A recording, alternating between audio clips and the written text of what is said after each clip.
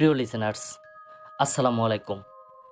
আশা করি মহান আল্লাহ তাআলার অশেষ রহমতে আপনারা সবাই ভালো আছেন। আপনাদের আরও একবার স্বাগতম জানাচ্ছি আমাদের ভৌতিক অনুভূতি নামক ইউটিউব চ্যানেলের আরও একটি নতুন এপিসোডে।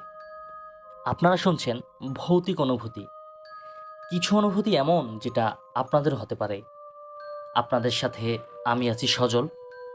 প্রিয় লিসেনার্স, ছোটবেলায় হেরিকেনের আলোয় বসে মুরব্বীদের কাছ থেকে সত্য ভৌতিক ঘটনা শুনতে ভালোবাসতেন না এমন মানুষ আসলে খুঁজে পাওয়া কঠিন। এবং বর্তমানেও সেই স্মৃতি কিন্তু এখনও আমাদের তাড়া করে।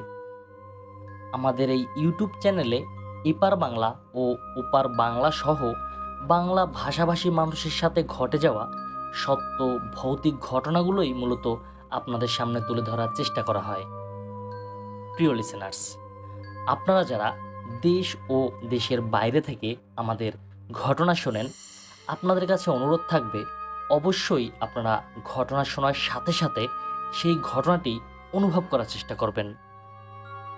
চলুন শুরু করি আজকের ঘটনা। আপনাদের সবাইকে স্বাগতম অলৌকিক জগতে। প্রিয় লিসেনার্স, এখন যে ঘটনাটি আমি আপনাদের সাথে শেয়ার করতে যাচ্ছি, এই ঘটনাটি আমাকে পাঠিয়েছেন মজনু নামের একজন লিসেনার্স। এই ঘটনাটি এই মজনু সাহেব সংগ্রহ করেছেন তার একজন কলিগের কাছ থেকে। মানিকগঞ্জ জেলার একটা গ্রামের নাম চরগড়পাড়া। 40 কি 50 বছর আগেও এই গ্রামে তেমন লোকজনের আসলে বসবাস ছিল না। এই গ্রামের পাশ দিয়ে বুড়িগঙ্গা নামক একটা নদী বয়ে গেছে। এই নদীটাই এই গ্রামকে দুই ভাগে ভাগ করেছে। গ্রামের লোকজনের প্রধান পেশা ছিল কৃষিকাজ। এছাড়াও যেহেতু একটা বিশাল নদী রয়েছে, সেখানে মানুষজন টুকটাক মাছও ধরত। এই চরকরপাড়া গ্রামেরই এক বাসিন্দার নাম ছিল রাকিব হোসেন। মূলত আজকের ঘটনাগুলো তাকে নিয়েই ঘটা। এই ঘটনা শুরু হয় প্রায় 40 কি 50 বছর আগে থেকে। শুরুতে রাকিব হোসেনের একটু বর্ণনা দিয়ে নেই। রাকিব হোসেনের বয়স তখন আনুমানিক 26 কি 27 বছর। বিয়ে করেনি। পেশায় তিনি একজন কৃষক। গ্রামের লোকজন তাকে খুবই ভালোবাসত, কারণ রাকিব হোসেন ছিলেন যেমন পরোপকারী তেমনই খুব নম্রভদ্র। এই রাকিব হোসেন কৃষিকাজ করার পাশাপাশি রাতের বেলা নৌকা বাইতেন আর তিনি মাছও ধরতেন। তখনকার দিনে গ্রাম অঞ্চলে বিদ্যুৎ ছিল না, সবাই কুপিবাতি ব্যবহার করত। রাকিব হোসেন রাত হলেই কুপিবাতি ধরিয়ে তিনি নৌকা বাইতে আর মাছ ধরার জন্য রওনা হতেন। এই ঘটনা শুরু হয় কোনো একটা ঝড়ের রাতে। রাত তখন আনুমানিক 10টা। যথারীতি সেদিনও তিনি বের হয়েছেন। তার বাসা থেকে তাকে হাজারবার বারণ করা সত্ত্বেও তিনি রওনা দেন। এই রাকিব হোসেনের বাসা থেকে নদীতে যেতে প্রায় 15 মিনিটের মতো পথ হেঁটে যেতে হতো। তিনি হাতে কুপিবাতি নিয়ে পথ চলতে থাকেন। একটা সময় তিনি পৌঁছেও যান নদীতে। তার ওই নৌকাটা কিন্তু তখনও ঘাটেই বাঁধা ছিল। এত রাতে নদী পারাপার হওয়ার জন্য কোনো লোক আসবে কিনা মূলত এই জন্য এই রাকিব হোসেন অপেক্ষা করছিলেন। এভাবে বেশ কিছুক্ষণ অপেক্ষা করার পর একজন লোক আসলেন। ওই লোকটা এসে কিছু না বলেই চুপচাপ দাঁড়িয়ে রইল। রাকিব বললেন, ভাইয়া কোথায় যাবেন? কিন্তু লোকটি কোনো উত্তর দিল না। তখন এই রাকিব হোসেন আবারও তাকে জিজ্ঞেস করলেন যে, ভাই আপনি কি কোথাও যাবেন? তখন লোকটি মাথা নাড়ল আর বলল, হ্যাঁ যাব, আমাকে ওই পাশের গ্রামে পৌঁছে দিন। রাকিব হোসেন লোকটিকে নৌকায় এসে বসতে বলে। লোকটা একটু পাগল গোছের ছিল। সারা শরীরে কাঁথা আর চাদর দিয়ে মুখ ঢেকে রেখেছিলেন তিনি। লোকটি কিন্তু কোনো কথা বলছিল না। রাকিব আস্তে আস্তে নৌকো বাইতে লাগলেন। কিছু দূর যাওয়ার পর রাকিব অনুভব করলেন লোকটি কেমন যেন ভারী ভারী হয়ে যাচ্ছে। তবুও রাকিব সেদিকে খেয়াল না করে তার নিজের মতো করেই তিনি নৌকো বাইতে লাগলেন। নৌকা যখন মাঝ নদীতে, তখন রাকিব লোকটাকে জিজ্ঞেস করলেন, ভাই আপনি কোথা থেকে এসেছেন? কিন্তু এইবারও লোকটা কোনোই জবাব দিল না। এভাবে রাকিব বেশ কয়েকবার জিজ্ঞেস করলেন তাকে, কিন্তু কোনো উত্তর না দেওয়ায় রাকিব তাকে হাত দিয়ে একটু ধাক্কা দিতে গেলেন। যখনই তিনি লোকটা শরীরে হাত দিয়েছেন, তখনই দেখেন সেখানে কেউ নেই, শুধু লোকটার পরনের কাঁথা আর চাদর পরে আছে। এইটা দেখে রাকিব খুবই ভয় পেয়ে যান। তাড়াতাড়ি করে নৌকা চালিয়ে তিনি পাড়ে নিয়ে যেতে থাকেন। হঠাৎ নৌকার নিচ থেকে তার নৌকায় পানি উঠতে থাকে। তিনি দেখেন যে নৌকায় অনেকগুলো ফুটো হয়ে গেছে। কিছুক্ষণের মধ্যেই নৌকো ডুবে যায়। রাকিব হোসেন সাঁতার জানতেন, এই কারণে তিনি দ্রুত সাঁতার কাটতে থাকেন। কিন্তু কিছু একটা তার পা পেঁচিয়ে ধরে এক টানে পানির নিচে নিয়ে যায়। তখন রাকিব দেখতে পান একটা সাদা অবয়ব, তার পুরো শরীর আলোতে চিকচিক করছে। তার শরীরে অসংখ্য সাদা সাদা লোম। অবয়বটা রাকিবকে পানির উপরে উঠিয়ে আবারও পানির নিচে নিয়ে যায়। তখন রাকিব দূর থেকে দেখতে পান একটা নৌকা তার দিকেই আসছে। এরপর আর কিছু তার মনে নেই। সকালে যখন তার জ্ঞান ফেরে, তিনি দেখেন তিনি পাশের গ্রামের একটা লোকের বাড়িতে আছেন। ওই লোকটার নাম ছিল হাসান আলী। হাসান আলী রাকিবকে বলেন, রাতে নাকি তিনি পানিতে হাত পা ছুঁড়ে ডুবে যাচ্ছিলেন। সেটা দেখতে পেয়ে তাকে তার নৌকায় তুলে এনেছেন তিনি। তখন এই রাকিব হোসেন আসলে কিছুই বুঝতে পারছিল না যে তার সাথে কি হয়ে গেল এটা। ওই দিন দুপুরের দিকে রাকিব বাড়িতে ফিরে আসে। একজন হুজুর দেখিয়ে পানি পড়া খান তিনি, এবং কিছুদিনের মধ্যেই তিনি সুস্থ হয়ে যান। প্রিয় লিসেনার্স, ঘটনাটি এখানে শেষ হয়ে গেলেই পারত, কিন্তু রাকিবের জীবনে একের পর এক ঘটতে থাকে ভয়ানক সব ঘটনা। একদিন তিনি রাতের বেলা খাওয়া দাওয়া শেষ করে বাইরে বের হন কিছুটা সময় হাঁটার জন্য। হাঁটছিলেন আর তিনি গুনগুন করে গান গাইছিলেন। কিন্তু হঠাৎ করে দেখেন বড় একটা পাথরের পিণ্ড রাস্তার পাশে পড়ে আছে আর ঝলঝল করছে। তিনি কাছে গিয়ে দেখেন একটা বড় পিতলের কলস, আর তার ভিতর থেকে একটা ছোট্ট বাচ্চা খিলখিল করে হাসছে। তখন এই রাকিব হোসেন আসলে কিছু বুঝতে না পেরে কলসিটা হাত দিয়ে যখনই ধরতে যাবেন, ঠিক তখনই কলসিটা বিশাল এক গর্তের সৃষ্টি করে মাটিতে তলিয়ে যায়। রাকিব হোসেন এইটা দেখে এক দৌড়ে তিনি বাড়িতে চলে আসেন এবং কাউকে কিছু না বলে তিনি ঘুমিয়ে পড়েন। এর কিছুদিন পর রাকিব হোসেন রাতে একদিন বাসায় ফিরছিলেন। তিনি অনুভব করেন তার পিছনে কেউ যেন হাঁটছে। পেছনে তাকিয়ে তিনি আসলে কিছুই দেখতে পান না। তিনি আবারও হাঁটতে থাকেন, কিন্তু এবারও একটা পায়ের আওয়াজ পেতে থাকেন তিনি। তিনি আবারও পিছনে ফিরে তাকান, কিন্তু কিছুই দেখতে পান না। মনের ভুল ভেবে তিনি আনমনে হাঁটতে থাকেন। হঠাৎ বিকট একটা আওয়াজে তিনি চমকে ওঠেন। তিনি দেখেন সাদা কাফন পরা একটা লাশ তার সামনে পড়ে আছে। এটা দেখে তিনি যখনই পিছনে ফিরে দৌড় দিতে যাবেন, তখনই দেখেন তার পিছনেও একটা সাদা কাফনে মোড়ানো লাশ মাটিতে পড়ে আছে। রাকিব হোসেন তখন আতঙ্কে জমে যান। তার শরীর বরফের মতো ঠান্ডা হয়ে যায়। তিনি দেখতে পান লাশ দুটো কাফনের কাপড়গুলো চিবিয়ে চিবিয়ে খাচ্ছে, আর তাদের মুখ থেকে গল গল করে রক্ত ঝরে পড়ছে। হঠাৎ দুই দিক থেকে দুইটা কুকুর এসে লাশ দুটিকে খামচে ধরে খেতে থাকে। এই সব দেখে রাকিব কিছুতেই নিজেকে আর ধরে রাখতে পারছিলেন না। তিনি সাথে সাথে সেখানেই অজ্ঞান হয়ে যান। তার জ্ঞান ফেরে কিছুক্ষণ পর তিনি দেখেন তিনি একটা শ্মশান ঘাটের মধ্যে শুয়ে আছেন। প্রিয় লিসেনার্স, বলে রাখা ভালো, তাদের গ্রামে আসলে কিন্তু কোনো শ্মশানঘাট ছিল না। তখন রাকিব মাথায় হাত দিয়ে বসে থাকেন। তার মাথায় প্রচণ্ড যন্ত্রণা হচ্ছিল। চারদিকে তাকিয়ে দেখেন কিছু লোক শ্মশানে একটা মরা পোড়াচ্ছে। রাকিব হোসেন দ্রুত দৌড়ে তাদের দিকে যান, কিন্তু কিছু দূর এগোতেই দেখেন কোথাও কেউ নেই। তিনি থমকে দাঁড়িয়ে যান। তার চোখ দিয়ে কান্না চলে আসে। তিনি শুনতে পান কেউ যেন তার কানে কানে ফিস ফিস করে বলছে, যাবি আমার সাথে, আয় আমার সাথে, আমার সাথে আয়। রাকিব হোসেন কানের মধ্যে দুই হাত চেপে ধরে তিনি ওখানে মাটিতেই বসে পড়েন। তিনি সাহায্য চাইতে থাকেন, কিন্তু আশেপাশে কোনো লোকজন ছিল না। ওই জায়গাটা তার আসলে চেনাই ছিল না। জায়গাটা চেনা না থাকায় তিনি একদিকে দৌড়তে শুরু করেন।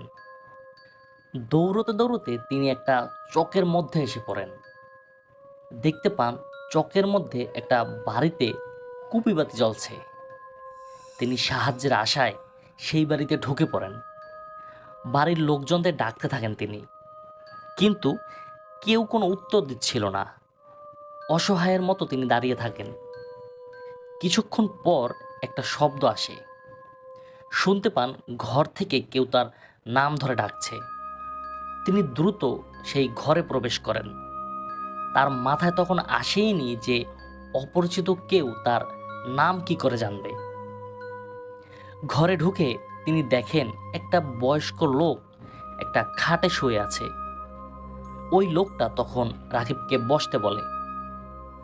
ক্লান্ত রাকিব হোসেন বসে বিশ্রাম নিতে থাকেন। বয়স্ক লোকটা তাকে জিজ্ঞেস করলেন তিনি কোথা থেকে এসেছেন। রাকিব তার সাথে ঘটে যাওয়া সব ঘটনা তাকে খুলে বললেন। ওই বৃদ্ধ লোকটি সব কিছু শুনে রাকিব হাসানকে শান্ত হতে বললেন আর বললেন, ঘুমিয়ে পড়ো। রাকিব আর কিছু না ভেবেই ক্লান্ত শরীর নিয়ে তিনি ঘুমিয়ে পড়লেন। তার ঘুম ভাঙল একটা গোংরানির শব্দে। তিনি অনুভব করলেন একটা ঠান্ডা হাত তার বুকের উপর পড়ে আছে, আর সেই বয়স্ক লোকটা তার দিকে রক্ত লাল চোখ নিয়ে তাকিয়ে আছে। রাকিব কিছু বুঝে ওঠার আগেই বয়স্ক লোকটা তার মাথায় সজোরে আঘাত করে। জ্ঞান হারান রাকিব হোসেন।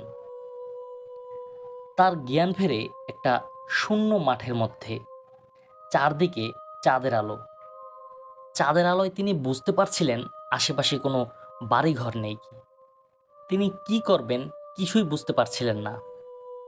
কিছুক্ষণ বসে থাকার পরে শুনতে পান আজানের শব্দ। তিনি ভাবেন ফজরের ওয়াক্ত হয়ে গেছে, তাই সেই আজানের শব্দ অনুসরণ করে তিনি হাঁটা শুরু করেন। কিছুক্ষণ খোঁজাখুঁজির পর তিনি সেই মসজিদটি খুঁজে পান যেখান থেকে আজানের শব্দ আসছিল। রাকিব হোসেন দেখতে পান কিছু লোক আসছে নামাজ পড়ার জন্য। তখন রাকিব হোসেনও অজু করে নামাজ পড়ার জন্য মসজিদে ঢোকেন। নামাজ শেষ করে কয়েকজনকে জিজ্ঞাসা করেন, ভাই, এই জায়গাটার নাম কি? লোকগুলো প্রথমে তার কোনো কথার উত্তর দিচ্ছিল না। পরে একজন অল্প বয়স্ক বালক রাকিবকে বলে, এই জায়গাটার নাম হলো তরা। তরা মূলত মানিকগঞ্জেই অবস্থিত। রাকিব হাসানের বাসা থেকে তরা যেতে সময় লাগে প্রায় 1 ঘন্টা। তিনি বুঝতে পারছিলেন না তিনি এত দূর কিভাবে আসলেন। কথা শেষ করে তিনি যখন একটু সামনে এগিয়েছেন, দেখেন তার পেছনে কোনো লোকজন নেই, আর ওই মসজিদটিও নেই। তিনি এত কিছু নিতে পারছিলেন না। কিছু দূর যাওয়ার পর মেইন রাস্তা পেয়ে যান তিনি, আর হাঁটতেও থাকেন। একটু পরেই দেখেন কয়েকজন লোক রাস্তা দিয়ে যাচ্ছে। রাকিব হাসান তাদেরকে দাঁড় করান, আর তার সাথে ঘটে যাওয়া সব ঘটনা তাদেরকে খুলে বলেন। পরে লোকগুলো তাকে মানিকগঞ্জের বাস স্টেশনে নামিয়ে দিয়ে যান। রাকিব তখন দেখতে পান রাত প্রায় 4টা বাজে। সেই রাতে তিনি বাস স্টেশনে ঘুমিয়ে সকালবেলা বাসায় চলে আসেন। বাসায় সবাই তাকে নিয়ে খুবই চিন্তা করছিল। যাবার পর তিনি কারোর সাথে কোনো কথা না বলে আবারও ঘুমিয়ে পড়েন। ওই দিন রাতের বেলা তিনি সবাইকে সব কিছু জানান।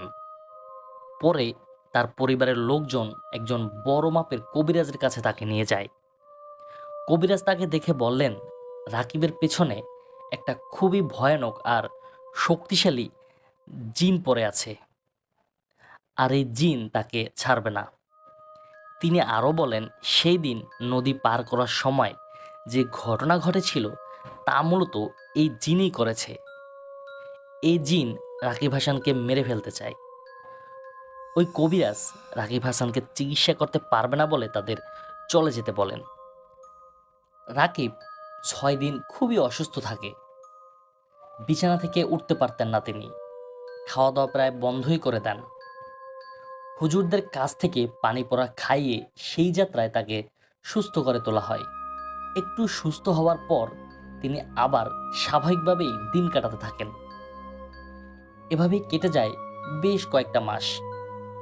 রাকিব তখন এইসব ঘটনা প্রায় ভুলেই গিয়েছিলেন। একদিন রাতে রাকিব খাওয়া দাওয়ার পর ঘুমানোর প্রস্তুতি নেন। রাত তখন আনুমানিক 10টা কিংবা 11টা হবে।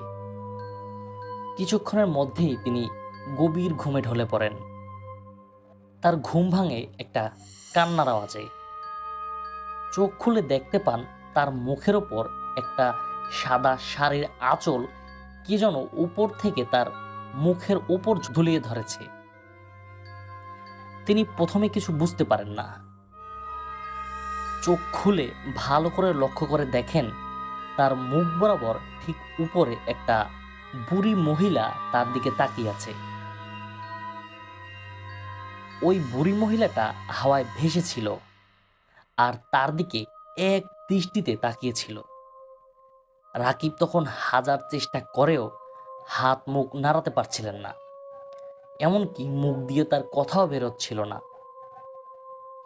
পাশের রুমের কাউকে ডাকতেও পারছিলেন না তিনি। ওই মহিলাটি রাকিবকে বলছিল, আয়, যাবি আমার সাথে, চল তোকে নিয়ে যাই। রাকিব তখন ছটফট করতে থাকে। কিছুক্ষণ পর তিনি দেখেন মহিলাটি নেই। তিনিও স্বাভাবিক হয়ে গেছেন। সেই দিন রাতে তিনি আর ঘুমাতে পারেন না। কিছুদিন পরপরই তার সাথে একই ঘটনা ঘটতে থাকে। আস্তে আস্তে বদ্ধ উন্মাদের মতো হয়ে যান রাকিব হাসান। তার নিজের জীবন তার কাছে জাহান্নামের মতো মনে হতে লাগলো। এর কিছুদিন পরেই ঘটে আরেক ঘটনা। একদিন এই রাকিব হাসানের বাবা বারান্দায় বসেছিলেন। তার মা রান্না করছিল। রাকিবের বাবা দেখেন রাকিব বাইরে থেকে এসে তার ঘরে ঢুকলেন। রাকিব হাসানের মা তাকে দুপুরে খাওয়ার জন্য ডাকলেন, কিন্তু রাকিব কোনো উত্তর দিল না। বেশ কয়েকবার ডাকাডাকির পর রাকিবের মা তার ঘরে ঢোকেন। তিনি ঢুকে দেখতে পান ঘরে আসলে কেউই নেই, আর বিছানায় বসে আছে একটা কালো কুচকুচে বিড়াল। তখন রাকিব সাহেবের মা তার বাবাকে ডাকেন। রাকিব হাসানের বাবা এসে চমকে যান। তিনি একটু আগেই স্পষ্ট রাকিবকে দেখেছিলেন ঘরে ঢুকতে।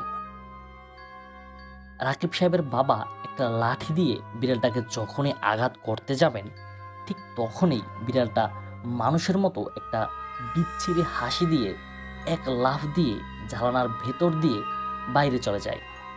তারপর একটা গাছে উঠে পড়ে। আশেপাশে অনেক লোক জড়ো হয়ে যায়, কিন্তু কেউই আর বিড়ালটাকে দেখতে পান না। কিছুক্ষণ পর রাকিব বাসায় আসে। সবাই তাকে জিজ্ঞেস করেন তিনি একটু আগে বাসায় এসেছিলেন কিনা, কিন্তু তিনি বলেন কাজ শেষ করে এইমাত্র তিনি বাসায় আসলেন। এরপর তার বাবা তাকে পুরো ঘটনাটি খুলে বলেন। তিনি এইসব কিছুই আর সহ্য করতে পারছিলেন না, কারণ এখন তার পরিবারের সাথেও অদ্ভুত ঘটনা ঘটতে শুরু করেছে। রাকিব সেবার আলুর চাষ করেছিল। ওই আলুগুলো তোলার সময় হয়ে এসেছে। তার পাশের জমিতে আলু চাষ করছিল তারই একজন প্রতিবেশী, নাম হামিদ মিয়া। তারা একই সময়ে চাষ শুরু করেন। একদিন রাকিব হামিদ মিয়াকে বলেন, আলুগুলোর ওঠানোর সময় হয়ে এসেছে, এখন এগুলো বাজারে বিক্রি করা যাবে। তারা ঠিক করেন সেদিন ভোর রাতে তারা আলু উঠাবেন, কারণ সকালবেলা সেগুলো হাটে নিয়ে যেতে হবে। হামিদ মিয়া বলেন তিনি তাকে ডাক দিয়ে নিয়ে যাবেন, রাকিব যেন প্রস্তুত থাকে। রাকিব সেদিন রাতে সব কিছু প্রস্তুত করে তারপর ঘুমিয়ে যান। একটা সময় তার ঘুম ভাঙল। তিনি মনে মনে ভাবেন বোধহয় ভোর হয়ে গেছে, কিন্তু হামিদ মিয়া তো তাকে ডাক দিল না। হয়তো হামিদ মিয়া ঘুম থেকে উঠতে পারেনি। তখন এ রাকিব একাই বের হয়ে যায় আলু তোলার জন্য। খেতে গিয়ে তিনি দেখেন তার অনেক আগে থেকেই হামিদ মিয়া আলু তোলা শুরু করে দিয়েছে। রাকিব মনে মনে খুবই রাগান্বিত হয়ে যান, কারণ তাদের একসাথেই আসার কথা ছিল। তখন রাকিবও তার নিজের রাগকে কন্ট্রোল করে সে আলু তুলতে থাকে। বেশ কিছুক্ষণ তোলার পর তিনি দেখেন হামিদ মিয়া অনেক দ্রুত তার কাজ করছে। এত দ্রুত কাজ কোনো মানুষের পক্ষে করা সম্ভব নয়। তার দেখা দেখি রাকিব হোসেনও খুব দ্রুত কাজ করা শুরু করেন, কিন্তু তিনি দেখেন হামিদ মিয়ার আলু তোলা প্রায় শেষ হয়ে যায়। তিনি সেদিকে আর না তাকিয়ে আলু তুলতে থাকেন, কিন্তু হঠাৎ তিনি শুনতে পান তাকে হামিদ মিয়া পেছন থেকে ডাকছে। তিনি দেখে আতঙ্কিত হয়ে যান। হামিদ মিয়া বলে, তুমি এরকম কাজ করবে সেটা আমি ভাবিনি। আমাকে বললে ডাক দেওয়ার জন্য, আর আমি ঘুম থেকে উঠে তোমাদের বাড়িতে গিয়ে দেখি তুমি নেই। এরপর চলে এলাম খেতে, আর তুমি আগে থেকেই এসে আলু তুলতে শুরু করে দিয়েছ। রাকিব হোসেন তখন যেন আকাশ থেকে পড়ল। পরে রাকিব হোসেন সবকিছু বুঝতে পারেন, আসলে সেটা কোনো মানুষ ছিল না। রাকিব হোসেনকে যে জিনটা ভয় দেখাতো, মূলত এটা সেই জিনটাই ছিল। রাকিব সাহেবের সাথে এভাবে একের পর এক বিভিন্ন ঘটনা ঘটতে শুরু করে।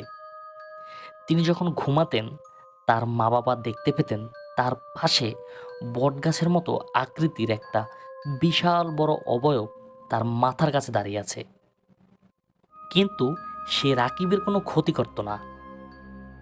কিন্তু আস্তে আস্তে পাগলে পরিণত হতে থাকেন রাকিব সাহেব। তার এই অবস্থা দেখে এলাকার লোকজন তাকে এড়িয়ে চলতে শুরু করে। রাকিব সাহেবের মাঝে দেখা দেয় এক নতুন সমস্যা। তিনি হঠাৎ করেই কবরস্থানে থাকা শুরু করেন। দিনের বেলা বাসায় থাকলেও রাতের বেলা তিনি কবরস্থানে বসবাস করতেন। সকালবেলা তিনি কিছু খেতেন না, কিন্তু অদ্ভুত ব্যাপার হলো, ঠিক যখনই দুপুরে খাওয়ার সময় হতো, ঠিক তখনই রাকিব কাফনের কাপড় কামড়ে কামড়ে খেতেন। তার মা বাবা বহু বাধা দেওয়ার পরেও রাকিব সাহেবের এই অভ্যাস দূর করতে পারছিলেন না। রাত হলে তিনি কবরস্থানে গিয়ে যে কোনো একটা কবরের পাশে শুয়ে পড়তেন। সকাল হলে আবার একা একাই চলে আসতেন। তখন গ্রামের মানুষজন রাকিবকে উন্মাদ পাগল ভাবা শুরু করে। সবাই বলতে থাকেন রাকিব পাগল হয়ে গেছে। কিন্তু কিছুদিনের মধ্যেই ঘটনা মন নেয় অন্যদিকে। এলাকায় কেউ মারা গেলে রাকিব সাহেব তার কবর খুঁড়তেন। লোকজনও তাকে এসব কাজে বাধা দিতেন না। তিনি যার কবর খুঁড়তেন, সেদিন রাতে ঠিক সেই লাশের পাশেই তিনি ঘুমোতেন। এইভাবে কয়েক মাস কেটে যায়। রাকিব সাহেব প্রতিদিনের মতো সেদিনও রাতে কবরস্থানে থাকার জন্য যান, কিন্তু সকালবেলা তিনি বাসায় ফিরছিলেন না। তার মা বাবা খুব চিন্তায় পড়ে যায়। তার বাবা তাকে নিয়ে আসার জন্য কবরস্থানের দিকে রওনা হন। তিনি গিয়ে যা দেখতে পান, সেটা একজন বাবার পক্ষে আসলে মেনে নেওয়া কষ্টের। তিনি দেখেন রাকিব উপুর হয়ে একটা কবরের পাশে পড়ে আছে। তার মুখ থেকে রক্ত বের হয়ে মাটি ভিজে গেছে। রক্তগুলো জমাট বেঁধে যেন কালো হয়ে আছে। তার শরীরের বিভিন্ন জায়গায় ধস্তাধস্তির দাগ। সবচেয়ে অদ্ভুত আর ভয়ানক যে বিষয়টা ছিল, সেটা হলো তার বাম হাতের বুড়ো আঙুল আর বাম পায়ের বুড়ো আঙুল ছিল না। রাকিবের লাশ সেই কবরস্থানেই দাফন করা হয়। পরে এক হুজুর তার জিনদের মাধ্যমে জানতে পারেন এই যে কাজগুলো এই খারাপ জিনটাই করেছিল। এরা মূলত জিনদের একটা জাতি, যাদের ঘুল জিন বলা হয়। এরা এক প্রকার দুষ্ট প্রকৃতির জিন, যারা মূলত কবরস্থানের সাথে সম্পর্কিত। রাকিব মারা যাওয়ার কয়েক বছর পর রাকিব সাহেবের মা বাবাও মারা যান, আর তাদেরও সেই একই কবরস্থানে দাফন করা হয়। প্রিয় লিসেনার্স, এই ছিল আমাদের আজকের এপিসোড। মহান আল্লাহ তাআলার এই দুনিয়ায় কত যে রহস্য লুকিয়ে আছে তার ধারণা আমরা করতে পারি না। মহান আল্লাহ তাআলার কাছে ফরিয়াদ থাকবে এই ধরনের সকল সমস্যা থেকে তিনি যেন আমাদের হেফাজত করেন। প্রিয় লিসেনার্স, আজকের এই ঘটনাটি যদি আপনাদের সামান্যতম ভালো লাগে, অবশ্যই আমাকে কমেন্ট করে জানানোর অনুরোধ রইল। আর আপনারা যারা আপনাদের জীবনে ঘটে যাওয়া কোনো ঘটনা অথবা আপনার জানা কোনো সত্য ঘটনা আমাদের পাঠাতে চান, তারা ঘটনা লিখে অথবা রেকর্ডিং করে পাঠিয়ে দিন আমাদের হোয়াটসঅ্যাপ নাম্বারে। এই ভিডিওর নিচে ডিসক্রিপশন বক্সে আমাদের হোয়াটসঅ্যাপ নাম্বার দেওয়া আছে। আর আপনাদের কাছে অনুরোধ থাকবে আমাদের এই ছোট্ট চ্যানেলটি সাবস্ক্রাইব করার জন্য।